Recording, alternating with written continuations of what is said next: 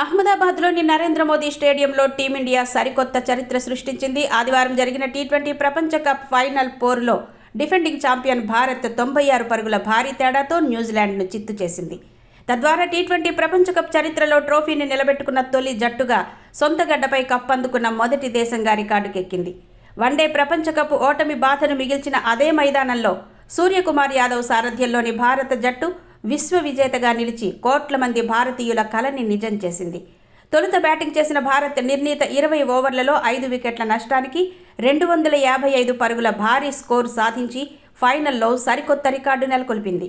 ఓపెనర్లు సంజు శాంసన్ 89 పరుగులు, అభిషేక్ శర్మ 52 పరుగులతో మెరుపు ఆరంభాన్నివ్వగా ఇషాన్ కిషన్ తన బాదుడుతో స్కోర్ బోర్డును పరుగులు పెట్టించాడు.